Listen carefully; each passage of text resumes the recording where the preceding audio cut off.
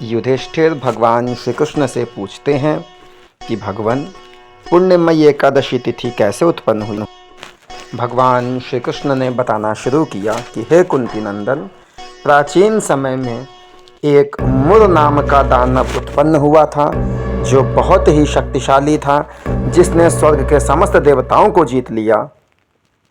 एक दिन सभी देवता मुर दानव से त्रस्त होकर भगवान शिव जी की शरण में आए और वहां देवाधिदेव महादेव जी के सामने अपनी हार का पूरा वृतांत सुनाया।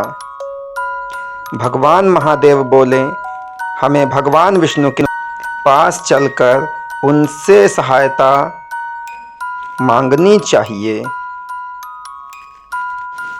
समस्त देवता भगवान शिव जी के साथ क्षीर सागर के तट पर आए और भगवान की स्तुति करने लगे।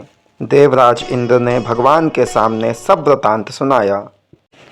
देवराज इंद्र की बात सुनकर भगवान को अत्यंत क्रोध हुआ और वे तुरंत उठ खड़े हुए।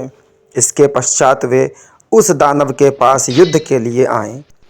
दानव के सामने उपस्थित होकर भगवान ने दानव की सेना से घोर संग्राम किया। तत्पश्चात दानवी सेना का संहार करके भगवान गहन निद्रा में चले गए। तभी वह दानव वहां आया और उसने भगवान को मार डालने के लिए देखा। उसी समय भगवान के ही शरीर से उनके तेज अंश से एक कन्या उत्पन्न हुई और उसने दानव से युद्ध करना शुरू किया और खेल खेल में ही उस दानव का वध कर दिया।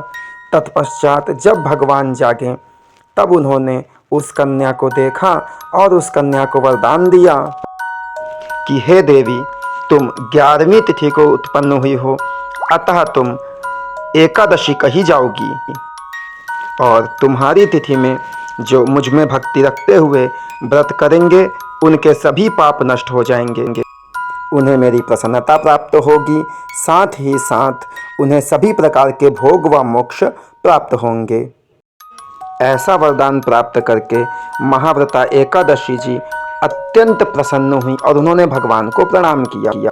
भगवान श्री कृष्ण युधिष्ठिर से कहते हैं कि हे युधिष्ठिर, इस प्रकार जो एकादशी व्रत करता है वह वैकुंठ धाम में जाता है और सभी पापों से मुक्त हो जाता है। जो इस एकादशी के महत्व को भक्तिपूर्वक पढ़ता या सुनता है वह ब्रह्म हत्या आदि पापों से मुक्त होता है। अतः एकादशी व्रत अवश्य ही करना चाहिए।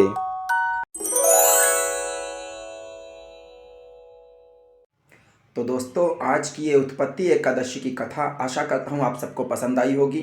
तो दोस्तों, आज की इस कथा में हमने जाना कि कैसे एकादशी देवी का प्राकट्य हुआ और किस प्रकार से उन्होंने भगवान की सहायता करी। तो दोस्तों, आशा करता हूँ कि इस कथा से आपको लाभ प्राप्त हुआ होगा और आपको एकादशी व्रत करने में सहायता प्राप्त होगी। तो दोस्तों, अभी तक अगर आपने हमारे चैनल को सब्सक्राइब नहीं किया है तो इसको कृपया सब्सक्राइब कर लीजिए और अपने अधिक से अधिक जानने वाले लोगों के साथ इस लिंक को शेयर करिए, जिससे कि अधिक से अधिक लोग हमसे जुड़ सके और हमारे चैनल से लाभान्वित हो सके। तो दोस्तों, इसी प्रकार से अपना साथ, अपना सपोर्ट, अपना प्यार बनाए रखिए। तो दोस्तों, मिलते हैं अगले वीडियो में। तब तक के लिए राधे राधे दोस्तों।